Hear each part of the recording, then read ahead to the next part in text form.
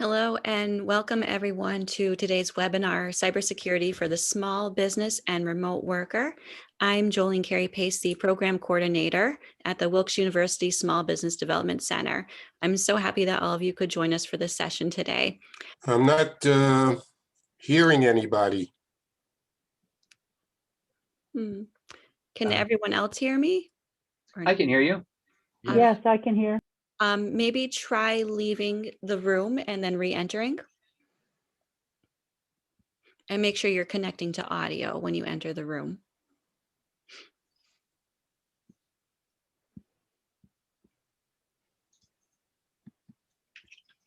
All right. Hopefully that fixes the technical difficulties. Before we begin today, I do want to thank Kenn Anderson for partnering with us and sharing his presentation. Just a quick note for everybody to please put yourselves on mute so that we can avoid having any background noise. And also as we go along, you can type any questions that you might have into the chat box. And there will also be time at the end of the presentation to ask any questions. And with that, I will turn the program over to Kenn. Thank you. I have to unmute myself here. All right. Good morning, good afternoon. I guess it's afternoon now. Good afternoon, everyone. I'm glad that you could all join us. It's good to have you here, and we're gonna have a nice discussion today. I would like to, well, you can see the agenda. We're going to cover a number of things related to cybersecurity, and these are particular to the small business and the remote worker. Some of the things we'll talk about will be specific to working from home. Other things may pertain more to small businesses, but most of these things will pertain to just about everybody. And I'd like to introduce myself first. I am Kenn Anderson. I am the Director of Managed Services for Ethixa Solutions, and we are a managed service provider, which means that we proactively manage and maintain the networks for small and medium-sized businesses. And security is a big part. All right, I'm still, I still can't hear. Barry's having trouble hearing us. I'm not sure what we can do about that, unfortunately. You can't hear what? I can't hear the video. I wonder why. Because you don't have it turned on. You have to actually turn it on. Let's... Go to your... All right, thank you. Let's see. Can you hear me now? Press Alt-A to unmute your microphone. Barry, are you able to hear us now? Which is Alt-A. Alt is... Okay, hopefully Barry will be able to hear us in a few moments, but Kenn, please proceed. All right, at any rate, we help with the technology for small and medium-sized businesses, and with everybody or many people working from home, we've had to change the way we do things a little bit and also help people working from home. So we'd like to impart some of the things we've learned in this with this seminar today. Please make use of the chat, put your contact information in there, introduce yourselves through the chat so that other people may be able to make use of what you do. This might be a good networking opportunity for you. And in addition, I'd like to make this a little bit interactive. It's tough with a Zoom webinar like this to be very interactive, but I would like to encourage you to ask questions and make sure that we're answering the things that you would like to hear. So please feel free to do that and test out the chat. I put my contact information in the chat window, and I also have available a handbook in PDF with a number of the tips for cybersecurity that we're going to be talking about today, along with some additional things. And if you'd like that, you can email me and I will send that right to you, no problems. So let's talk about security in the news. If you watch the news, if you go on the internet, You'll see information about hacks just about every day. There's something new. One of the biggest ones that has happened recently is the SolarWinds hack. And it's a pretty big deal because of the size and scope of the attack. SolarWinds is a company that makes network monitoring and management software. So there are a number of large companies and even smaller companies that use SolarWinds to help them manage their networks, which is a great thing, except that at some point in time, the mechanisms that SolarWinds uses to update their software were breached. And somebody, they suspect it was the Russians or somebody associated with the Russians, managed to insert malicious payloads into those updates. And they laid dormant for a long time and managed to infiltrate over 18,000 different government and corporate networks. And it's a big mess that is going to take a long time to really clean up. Just recently, that's this month, the database, the user database for Nitro PDF was breached, and they lost the usernames and passwords and possibly other information for 77 million user accounts. And even more recently, VMware just released an exploit was found in VMware that lets people, malicious hackers, gain access to networks that they shouldn't, that are using VMware. So most of these may not impact you directly, but this is the kind of thing that is going to be happening more and more frequently. And so what we're going to be talking about today is some of the general things that you can do to protect yourself across the board. There's no perfect protection, but each step you take gets you better prepared for eventualities, and we want to guide you in that. If you watch the news or have read articles, you'll see all kinds of different terms about cybersecurity threats. And it can be confusing about what to understand what people are talking about. So I just like to give you a quick rundown on what some of these terms mean, so that when you see them, you know exactly how that might impact you. Virus, that's a very common term, and that simply means that it's a computer program that replicates itself by attaching itself to another program. The first viruses weren't even malicious. They were just a fun programming exercise. But now they've become a way to spread malicious things. Worms replicate like a virus, but they don't even attach themselves to other programs. They're more of a self-replicating thing. Trojan horses are programs, malware that looks like something else and fools users or misleads users about its true intent. So you think you're getting one thing, and then you try it out and it turns out to be another thing. Blended threats are what most successful attacks are these days. It's a malware or exploit that combines a number of different attacks at different levels to exploit different vulnerabilities. So a blended threat may be something that even starts with some social engineering, scouring a Facebook page to get contact information, and then using that contact information to contact the receptionist at a front desk, and leveraging the information that the attacker already has to gain further information, so that then they can send a targeted email to gather more information before they eventually deliver their payload or whatever it is that they're doing. And it gets very sophisticated. Malware is simply a malicious piece of software. And ransomware is one of the more common issues that small businesses and even home users experience today, because it's a malware that encrypts all of your data.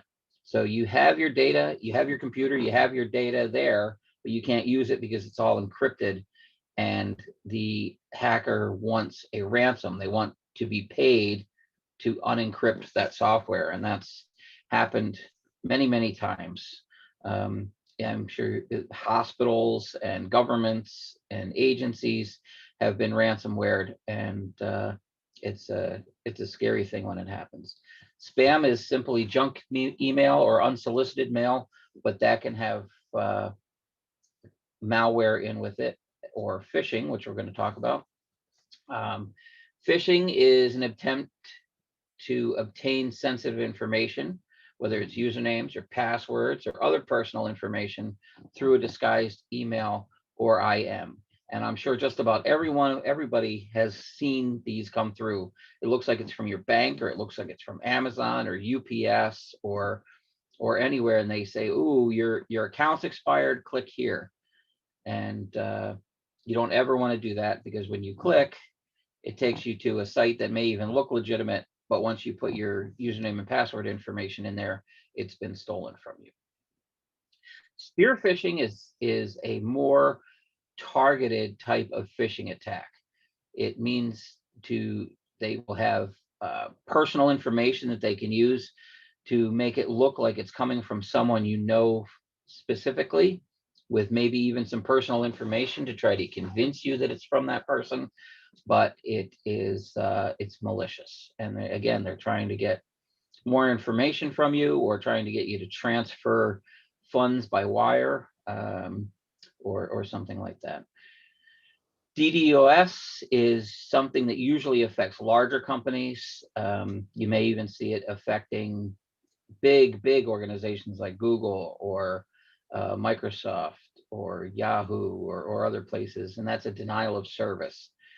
Somebody targeted, they might use what the next thing, a botnet, which is malware infected computers that are hijacked for use by another party to deliver spam, for one thing, or mine cryptocurrency, or function as a whole bunch of systems that can attack and create a denial of service, a DDoS attack. A hacker is a computer expert using knowledge to overcome a problem. Hackers don't have to be bad, but that's usually the connotation we give them. So usually when we say hacker, we're talking about somebody that's breaking into a system or accessing systems illegally. Lost or stolen data is a very big problem, and that can either be accidental or intentional. And since we're talking about threats, we don't usually think of it, but employees can be a threat. And again, that's an accidental data loss can be caused by an employee, intentional data theft, poor email practices, unauthorized USB sticks or software, unauthorized web browsing. All of those things can lead to bigger problems down the road. Ken, we do have one question in the chat box asking, is email a typical route used to attack computers? Email it depends on what level. Yes, email is very commonly used to attack computers, whether it's a phishing attack to gain personal information, or malware right in the email, which doesn't happen as much because there's a lot more filtering on email systems, but it still does occur. And email may just be the start of the attack. Once the attacker gains information through emails, they may leverage that to launch some other type of attack. So being vigilant about what you're doing with your email is very important. And we'll cover that a little bit more as we go along here. Good question. Working from home is a wonderful thing from in my opinion. I've been doing it for many years, and so a lot more people are getting to experience both the upsides and the downsides of working from home. And it can be a very good thing for companies to let their employees work from home, because they have reduced resource use in the office and a number of other things. But there are issues that come up when the workforce moves to home offices.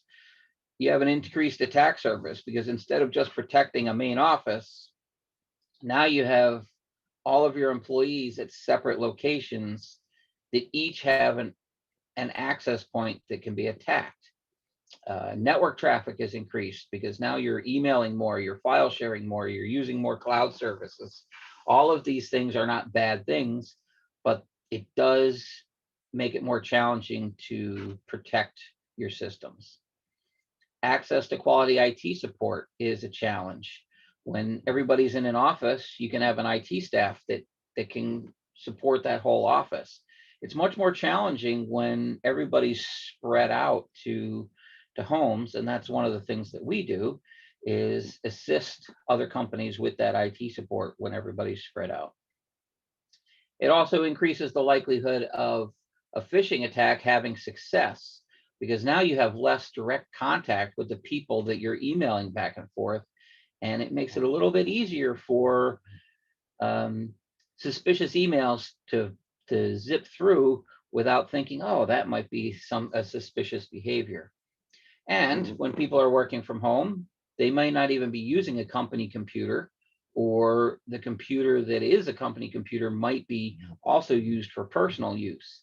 And when you do that, now you're opening up, if you let your kids use your computer, you don't know what they might be putting on the computer that could affect you. So it increases those issues as well.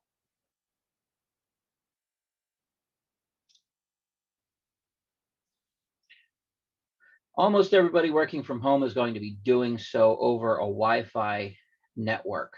And this is probably one of the weakest points in a work from home environment. If you've got an older or a lower end off the shelf router, it may not be really up to the task. It may not have great throughput, which could cause you productivity issues, but it also may be out of date with its firmware and software, and may not protect against all the attacks. So it's really important to pick a router that is current, that is good as far as protections, that has a good firewall in it. It's not just, you don't want it to be just a router. You want it to have a good firewall that checks the traffic coming in to make sure that it's not malicious. You want to set it up correctly with a good password on your Wi-Fi network, and you want to regularly update that router's firmware and software to make sure that it's safe and current. Change the router's default password. Don't ever leave the default password, and make sure your Wi-Fi password itself is secure. Don't make it the name of your cat or something. Use something that people aren't going to guess. And we also recommend implementing a VPN if you're using Wi-Fi. A VPN stands for Virtual Private Network. And a virtual private network is a way to create a tunnel that encrypts the data that travels along that tunnel. If you're on a Wi-Fi network, anybody else on that Wi-Fi network, you may not even know that other people are there, but anybody else on that Wi-Fi network has access to the information that you are broadcasting back and forth, because it's just going over the air like in radio waves. So one way to help protect you, and you definitely always want to do this if you're on some kind of a public Wi-Fi network, is to use a VPN, and that is a virtual private network. A virtual private network encrypts the data that you're sending and receiving into its own private tunnel, so that even though you're broadcasting it through the air and other people might be able to hack and eavesdrop and pick up that transmission, they won't be able to read it or understand it, because it's an encrypted set of communications, and without the key, they won't be able to know what's going on. And there's a number of quality VPNs. I wouldn't recommend any of the free ones. You'll see a number of free ones available, but even the ones that you have to pay for are not very expensive. Just a couple off the top of my head would be NordVPN, Private Internet Access, Surfshark, those things. They're pretty easy to set up and install. You can even put them on your cell phones, and I would highly recommend that. Email. Somebody asked if email was a typical route to attack computers, and it is very much the case. So we talked about phishing and spear phishing, but there's also financial scams and tech support scams, and malware and ransomware. All of these things are dangers that may not be as obvious as you might think. Some of them are obvious, but others might slip through unnoticed. So what do you do to protect yourself against these things? Number one, stay informed. Doing things like this webinar is a good step. Reading tech news. I know I do it all the time because it's part of my job, but just keeping up to date on some of the things that are out there can't hurt you. Number two, don't click on a link in an email. That's my number one piece of advice to anyone. If you get an email, no matter who it's from, even if it looks legitimate, if there's a link in it, don't click on it. If it's from Amazon or UPS or your bank, don't click on the link. They tell you your account's expired or they need information. Maybe it's legitimate, but don't click on it. Just go to that website on your own and just sign in without clicking on the email. Also, be wary. Suspect everything is fake, and it'll protect you. Take a look at what the links are. If you get an email that's from a friend, it says, "Hi, this is Bob. How are you doing today?" And then you look at the email address and it's from zizzlebobs@gmail.com. Well, it's probably not legitimate. And also look at the links, because the link may say one thing, but if you hover your cursor over it, you find out it's from strange sites. So be very, very careful about where those emails are coming from. Also, keep your computer up to date. Windows updates, Apple updates, antivirus updates, Office updates. All of your software should be kept up to date. Many, many of the updates that are put out are security related updates. And you also want to make sure that you have good up-to-date antivirus installed.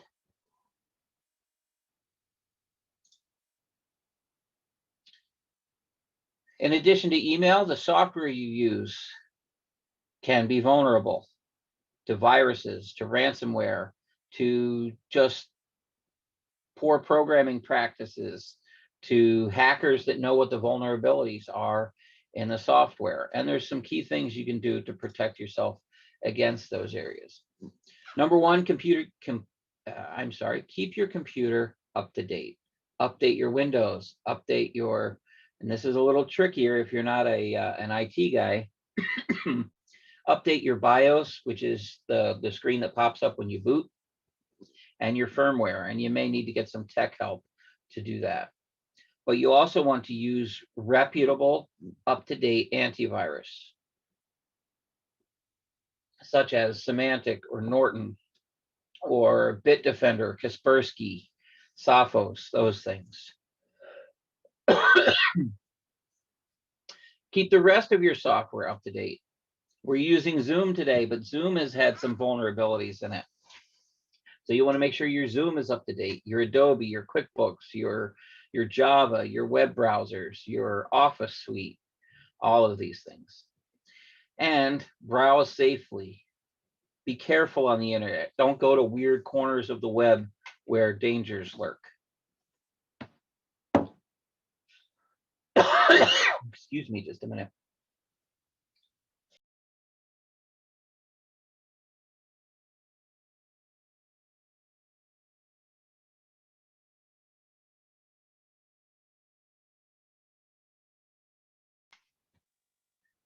I apologize. I've got a dry throat here.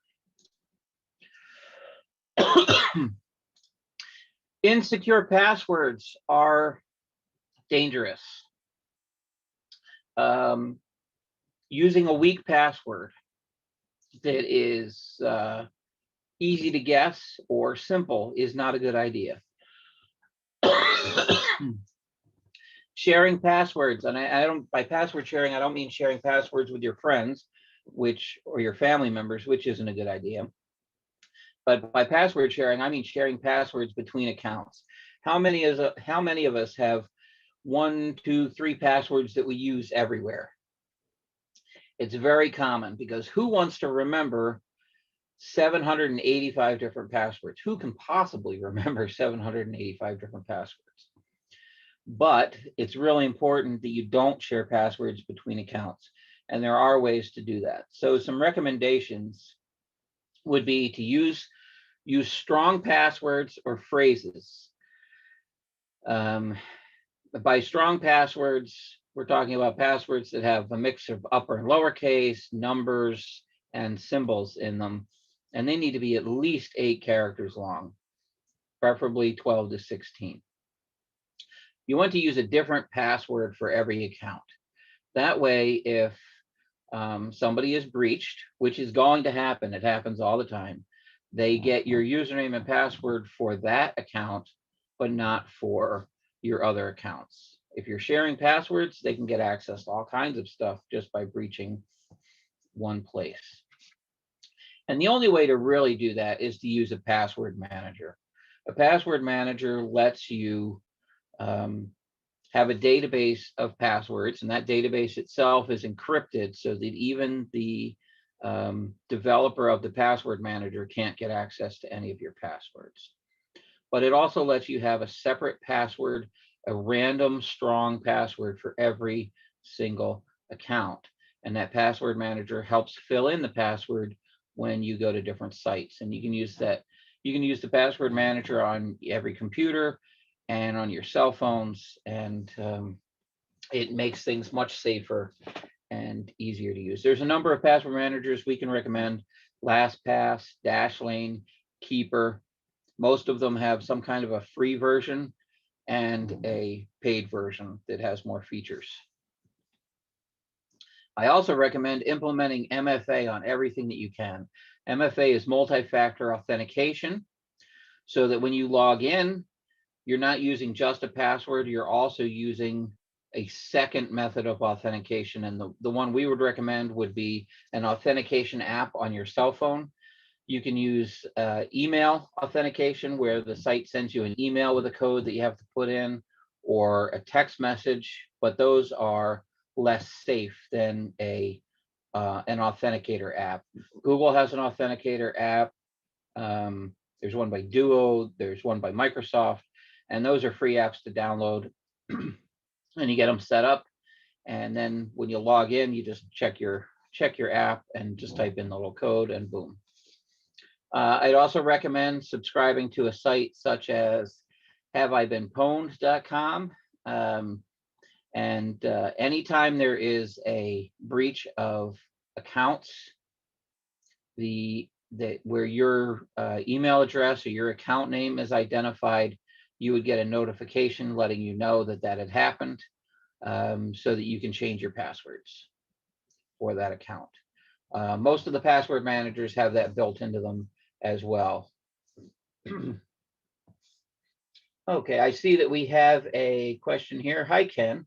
What is more likely, someone guessing a user password or someone hacking the website and accessing user's account? That is a good question, and that really depends on the passwords that you're using and the website. So we've seen websites hacked on a fairly regular basis, and accounts downloaded very often. So when that happens, it doesn't really matter what your password is, it can be taken in that kind of an instance. However, if you're using a simple password like password, which people do, believe it or not, then guessing that password is also going to be pretty easy, because there are ways to attack those databases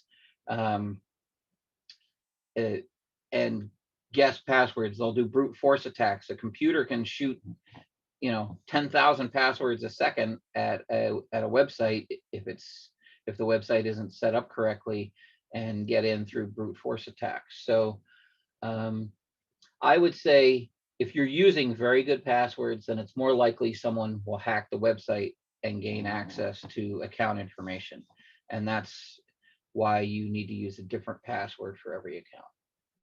You need to protect in both cases. And another question, is the two-step authentication process effective? Yes, it's very effective. It increases, I don't have the numbers in front of me, but it is tremendously more effective to have a username, a password, and multi-factor authentication than it is to have just a username and password. If you're using multi-factor authentication and somebody hacks the website and steals all the accounts, they still can't get into the site with your credentials because they don't have your multi-factor code. It's not perfect. There are ways around some of those. Nothing is ever perfect, but it increases your security by a large margin. Good questions.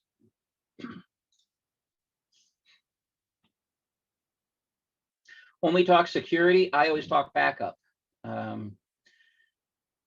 Because what are we talking about? We're talking about securing our data and our information and our businesses. And accidents happen, and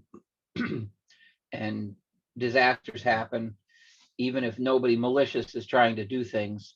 So not having your data backed up, not having your applications and configurations backed up, and being reliant on hardware without a replacement available are all dangers and threats to your business and your work. So there's some things you can do to make sure that that's not the case. Recommendations we would make include making sure you have a backup, first of all, preferably one that doesn't just store things on site, but replicates things off site. I mean, what happens if, God forbid, you have a fire or something? Now you've lost all of your information, but you've also lost your backups too. So you want to have something that replicates off site. And there's a number of services that do this, that are geared towards the small business and the home user. Carbonite is one of them, and we use some other vendors. We also recommend using image-based backup. Rather than just backing up your information, you're taking snapshots of the entire system so that when you restore, you have all of your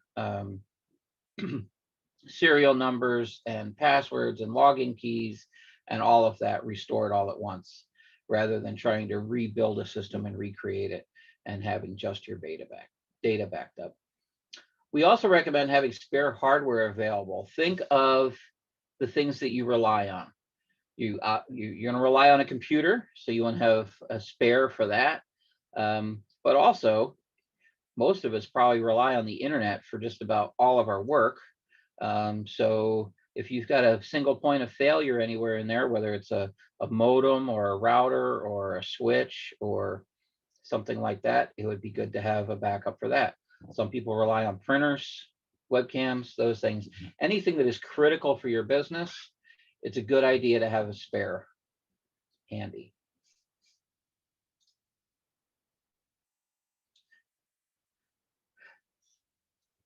These are going to be we're going to talk about key components for having a good cybersecurity environment. And a lot of these will be more relevant to a small business, but there's pieces of these that apply to everyone.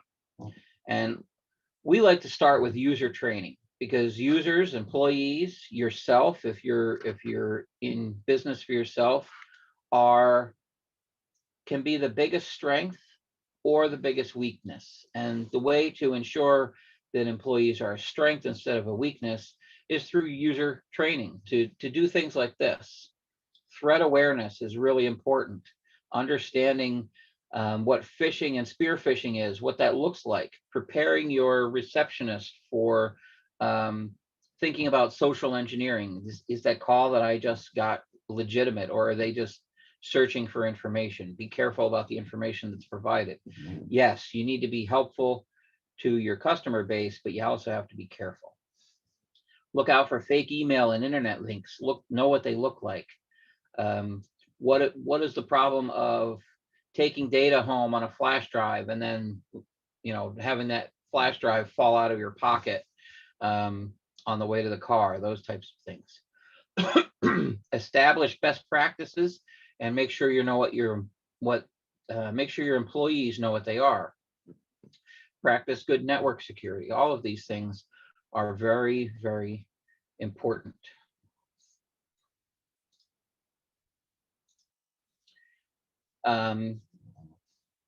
Company policies. We talked about this a little bit, but it's good to have policies in place that everyone understands for security. And we're talking a lot about digital security, but physical security is just as important. If you leave your laptop in an unlocked car and somebody steals it, that's going to be a bad thing. But maybe you encrypted that laptop, which really helps out. Encrypt your cell phone. That's physical security and digital security. Make sure access to documents and files is set to least permissive so that nobody has access to things that they shouldn't. If somebody doesn't have access to something that they need, they're going to tell you about it. But if anyone has access to something that they're not allowed to have, they're not going to let you know that they can access files that they shouldn't. It just doesn't happen that way. So it's always best to lock things down really hard and then open things up as little as you need to. Be aware about how you're handling data in email. Don't send sensitive information over email, passwords and personal information, those types of things. Flash drives. Be careful about what you're sharing on social media. Hackers will use social media information against you for phishing and spear phishing attacks. And we already talked about being careful with the wireless internet. And welcome vendor and partner security audits. Have your own networks audited. Make sure that your vendors are having their networks audited. Some of the biggest breaches in history have come through third parties. So those are all things you need to be careful for. IT management is really important. And for the home user, this is something you're probably going to be doing on your own. Or you can find, if you can find somebody that can help you out, that would be a good idea. You want to make sure that you're keeping your Windows and software up to date. You're including your firewalls. A lot of these things pertain to smaller and medium-sized businesses and even larger business. So if we're talking about applications, security, firewalls, and network segmentation, we're talking about certainly home users will have a firewall in their router. You want to make sure that's configured well and up to date. You want to be careful about your application security and make sure that your applications are up to date, that it's password protected and those things. Network segmentation is something that happens in larger networks. You can lock off more secure segments of your network. And consider email filters. A lot of antivirus programs will have email filters built in. So you'll want to configure those. Multi-factor authentication, we've already talked about. And mobile device management is something that companies should consider for their employees. Mobile device management, MDM, is a way to set requirements on mobile devices so that if somebody's accessing company files and emails and things through a mobile device, such as a cell phone or a tablet or a laptop, you can set requirements on that device before they're allowed to connect and get those things. Make sure that it's password protected, make sure that it's got antivirus that's up to date, make sure that the entire drive is encrypted, make sure that there's a PIN and a lockout, and it also can give the ability to remove data if a device is lost or stolen. So if somebody's cell phone is lost, you can remotely delete all company email and information from that cell phone. And that can be very helpful in protecting you from data loss. Antivirus. The things I have here generally pertain to businesses because we recommend having centralized management for antivirus. A business is going to have multiple computers, and it's best to have some kind of a platform that lets you update all of those computers regularly, identify when they're hit by viruses, message users, all of those type of things. So there are business-centric antivirus programs that offer centralized management. You want to have protection for all devices, and that means your laptops, your desktops, your servers, your phones, everything should be protected. And you want to protect each level. Your internet browsing should be protected. Your email needs to be protected. Files need to be protected. Programs that are running should be scanned. We also believe that heuristic detection is important. Heuristic detection means that the antivirus program looks for the behaviors of a virus, not just known viruses. Most viruses are going to be known fairly quickly, but there's always a lag between when a virus is released and when it gets known about. So it's good to have the type of detection that can detect the behaviors of a virus so that even unknown viruses can be caught. And we also recommend frequent updates because the landscape of attacks shifts very quickly. Question here, is Norton a good product? Yes, Norton is sufficient for at least most home users. Could you please share the list of password keepers and antivirus programs you suggested? Yes, I will. I'll write that in the chat here after the seminar is complete. I'd be happy to do that.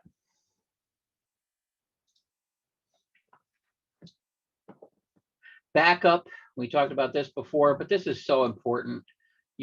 There's no way to 100% protect yourself from malicious attacks, from ransomware, from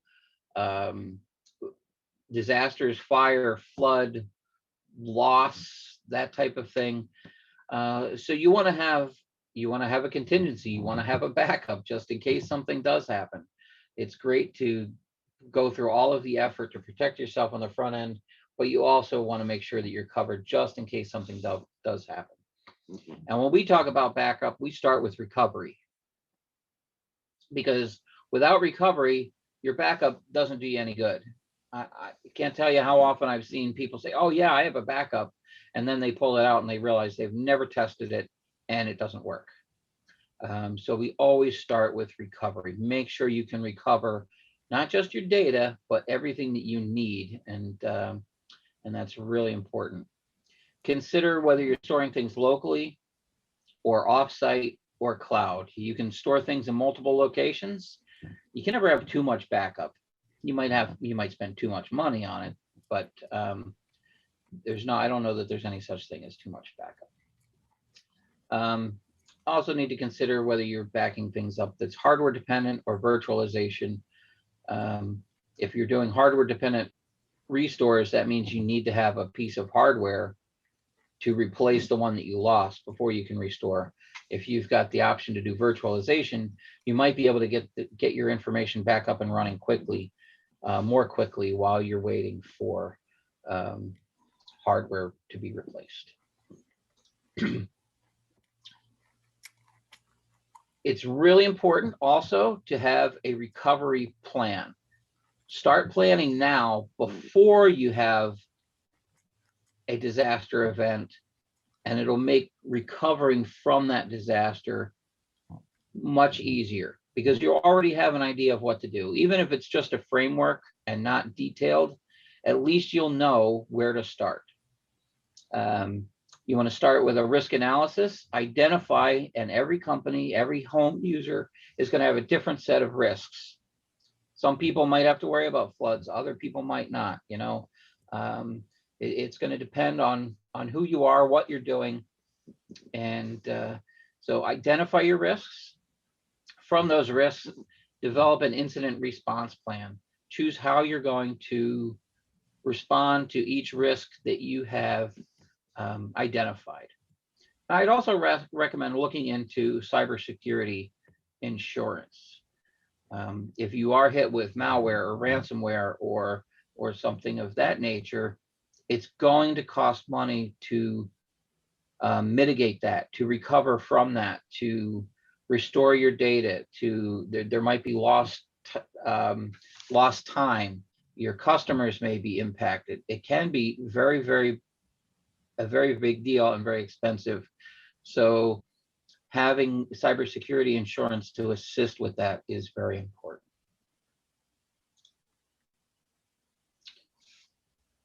If we're talking about a cybersecurity incident itself, there is a process to go through to recover from that.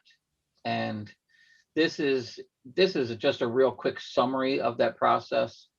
Once you identify that there's been a cybersecurity incident, and it could be a hack, it could be ransomware, it could be a virus, whatever it is, first you need to isolate and quarantine the assets that are affected. Get them isolated so that they can't affect other systems. Step 2, notify anyone impacted. That means your employees, your board of directors, your company, your customers, whoever is impacted by that, make sure that they get notified.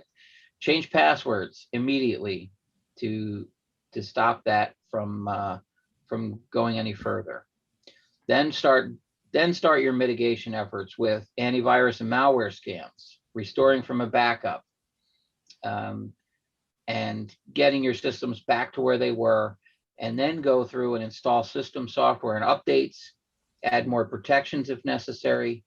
And then once you're restored, once you're back in business and you're better protected than you were, get a third-party test or security audit to make sure that there's not something you're missing. Have somebody from the outside test you out.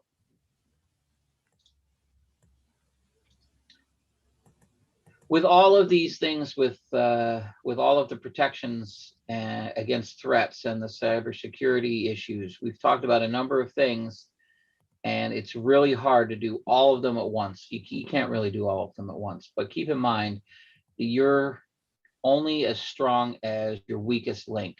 So take a look at each of these things, identify the weakest link, and start there. Shore that up, then look for the next weakest link and shore that up. And this is a process. This is not something that is ever done. You never get to say, oh, I'm safe, my cybersecurity is perfect, let's call it a month.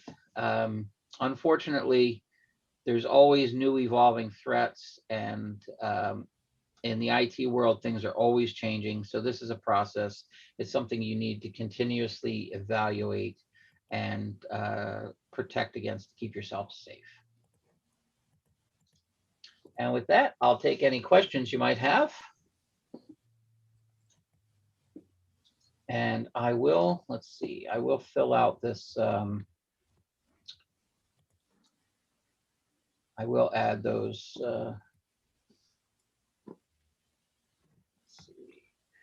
Big companies like Google, Amazon, Microsoft, etc., have access to a lot of our data information because we agreed to it in order to use their services. We all understand that they use some of that info for advertisement, targeting, etc. Are you aware of other use of this info that is less known to the general public and that would suggest that we pay more attention to the fine print in the 100 pages long user agreement? Facebook has been portrayed as a villain in the industry, but are they alone? That is a very good question, and I don't know that I have a terrific answer to that. Some of these companies are almost monolithic in their scope. So Facebook and Instagram and Twitter and Google and Microsoft and a number of companies, they're so large, they have access to so much information about us. And I can't say, I'm lax in this. I can't say that I've sat down and read every single sentence and every single agreement that I have signed up to. So I am certain that there are things that they are doing with that information that I am not aware of. And maybe I should pay more attention to that myself. But that is a good reminder that we should be very careful about what information we are giving to any of these companies, because even if they don't use it against us, somebody else might be able to get access to that information and use it against us. very, very interesting question. I'm not sure that I answered it very well, but that is a great question. My preferred backup software. I don't know that I can answer that question either, because one of the things that we do at Ethixa is we try to be a technology agnostic.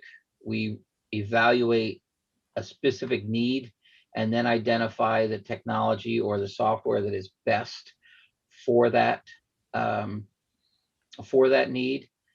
So each, companies have different amounts of data they're backing up that needs to have different types of security levels. The data might be stored in different locations, and they have different restoration requirements. So all of those things change dramatically the type of backup solution that we would recommend.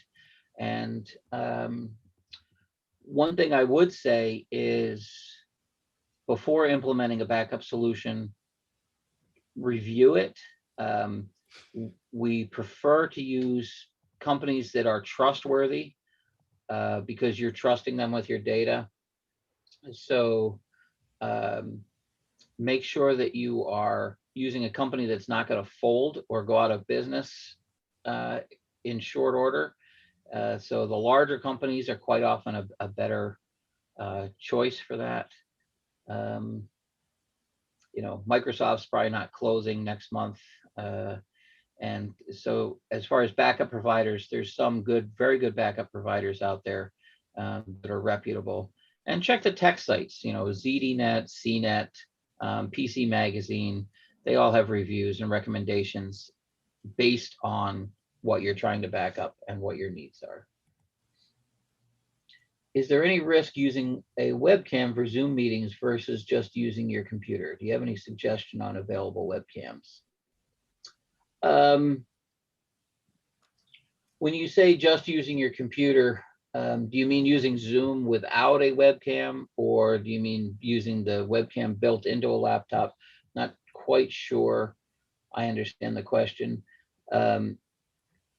I don't know that there's usually too much risk with a webcam, although again, is similarly to the backup question, I would recommend using a name brand webcam. There's a lot of really cheap off-brand webcams that come from who knows where, and with technology, you don't necessarily know what is in those electronics and what they could be capturing or using. Maybe I'm a little more paranoid than most, but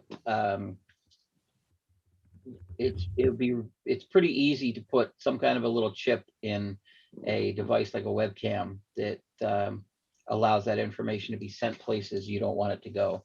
So I would recommend a Logitech or a Microsoft webcam or something that is considered more trustworthy before I went with some strange Chinese off-brand camera. And be careful about your camera. Disable it when you're not using it, unplug it when you're not using it. Most of them have locks on them and things. Windows now lets you disable access to webcams from other software. So take a look at those controls and make sure you're using them.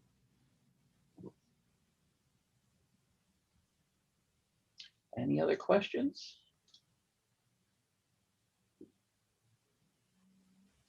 All right, I'm going to stop my screen share and I'm going to grab that information about the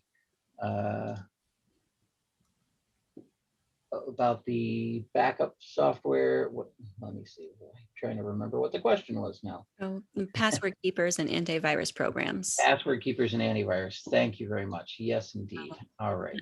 And I'll copy that information as well and send that in an email to our participants.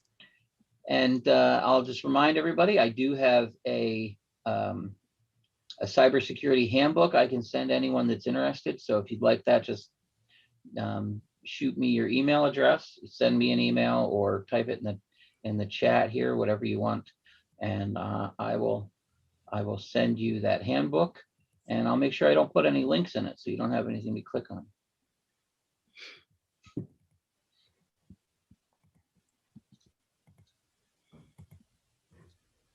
All right, while Ken is typing that information up in the chat, I'll wrap things up here. And I just like to say thank you to Ken for being here with us today and sharing his presentation. I know we all benefited from his talk today on such a timely topic.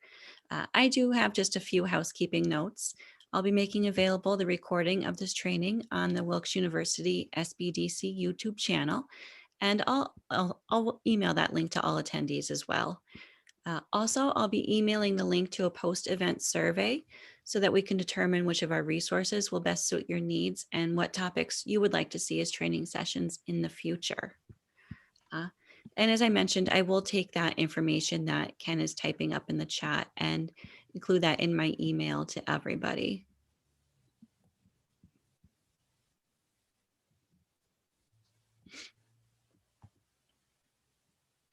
All right.